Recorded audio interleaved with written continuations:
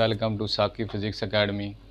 तो हमने एक फ़िज़िक्स के लेक्चर की क्लास 9 की सीरीज़ शुरू की है। तो आज हमारा फर्स्ट लेक्चर है जिसमें हम बात करेंगे इंट्रोडक्शन ऑफ फ़िज़िक्स। तो फ़िज़िक्स एक साइंस है।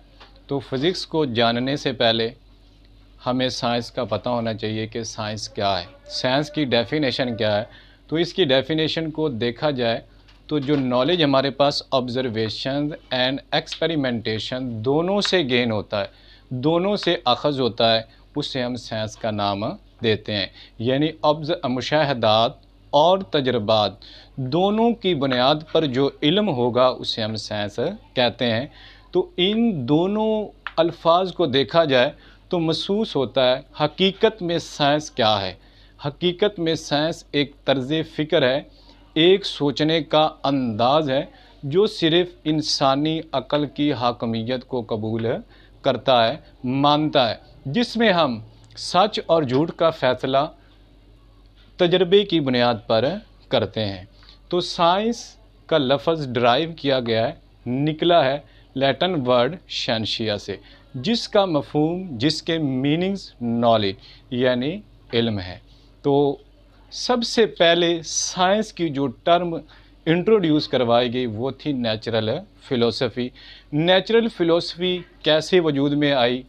लोगों ने सोचा होगा कि हमारे इर्द गिर्द पौधे हैं, ये डे बाय डे बढ़ते हैं, कैसे होता होगा? इंसान बोलता है, इसकी आवाज़ एक इंसान से दूसरे इंसान तक कैसे पहुंचती होगी? सूरज से रोशनी निकलती है, ये ज़मीन तक कैसे आती होगी? तो उन्होंने कुदरत के राज़ों को जानने की कुछ कोशिश की, तो उन्होंने कुछ इल्म इकट्ठा किया जिसको नेचुरल फ़िलोसफ़ी का नाम दिया गया। तो डेफिनेशन देखी जाए तो फ़िलोसफ़ी ऑफ नेचर और universe is called natural philosophy. लेकिन 9th क्लास की डेफिनेशन जो है उसमें वो कहते हैं not until 18th century the various aspects of material object were studied under a single subject known as natural philosophy. तो जैसे जैसे वक्त गुज़रता गया, लोगों की इंटरेस्ट बढ़ती गई, तो काफ़ी इल्म इकट्ठा हो गया। तो उसके बाद महसूस हुआ कि अब इसे मज़ीद ब्रांचेज़ में तकसीम कर दिया जाए। तो इसे 2 ब्रांचेज़ में तकसीम किया गया। एक हमारे पास फ़िज़िकल साइंसेज़ है और दूसरा बायोलॉजिकल साइंसेज़ है। फ़िज़िकल साइंसेज़ की बात करें तो study of non living things जो होगी, बेजान अशिया के बारे में जो नॉलेज होगा उसे हम कहते हैं फ़िज़िकल साइंसेज़। तो फ़िज़िकल साइंसेज़ में हम बात आज कर रहे हैं फ़िज़िक्स। फ़िज़िक्स बज़ाते खुद एक फ़िज़िकल साइंस है। तो फ़िज़िक्स में हम बात करते हैं मैटर एंड एनर्जी के इंटरेक्शन की, मादा और तवानाई यानी एनर्जी के बारे में जो नॉलेज होगा, दोनों के दरमियान इंटरेक्शन होगा, उसे फ़िज़िक्स कहते हैं। फ़िज़िक्स भी एक फ़िज़िकल साइंस है।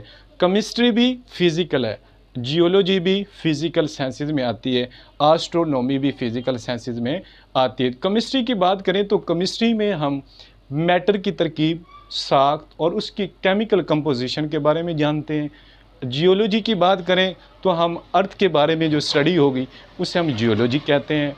और एस्ट्रोनॉमी की बात करें तो ये हमारे पास जो अजराम फ़लकियात होते हैं, यानी चाँद, सूरज, तारे वगैरह, उनके बारे में जो इल्म होगा उसे एस्ट्रोनॉमी का नाम दिया जाता है। इधर दूसरी तरफ हम आएँ तो उसमें हम बात करते हैं बायोलॉजिकल साइंसेज़ की। तो बायोलॉजिकल साइंसेज़ का किस ये डेफिनेशन को देखा जाए तो स्टडी ऑफ लिविंग थिंग्स जो होगी, ज़िंदा चीज़ों के बारे में, यानी जानदार अशिया जो ग्रोथ करती हैं, डे बाय डे अपने आप को परवान चढ़ाती हैं, उसे हम बायोलॉजिकल साइंसेज़ कहते हैं। तो बायोलॉजिकल साइंसेज़ की एग्जांपल को देखा जाए तो बायोलॉजी आ जाता है, यानी साइंटिफिक स्टडी ऑफ लाइफ जो होगा वो हमारे पास बायोलॉजिकल आता है। साइंटिफिक स्टडी ऑफ लाइफ जो होगा वो क्या होगा? बायोलॉजी। उसके बाद इसकी डिवीजन्स हैं बायोलॉजी की, मज़ीद 3 डिवीज़न है, जिसमें हमारे पास एक ज़ूलॉजी आती है जिसमें हम स्टडी ऑफ एनिमल करते हैं, यानी जानवरों के बारे में मुताला करते हैं। उसके बाद हमारे पास बॉटनी आ जाता है। बॉटनी में हम स्टडी ऑफ प्लांट के बारे में बात करते हैं। इसकी तीसरी डिवीज़न है मैक्रोबायोलॉजी, जिसमें हम मैक्रो ऑर्गेनिज़म मसलन बैक्टीरिया वगैरह के में बात करते हैं। तो ये इसकी एग्जांपलें थी हमारे पास बायोलॉजिकल साइंसेज की। तो आज का हमारा लेक्चर इतना था। तो अगर आपको समझ आई है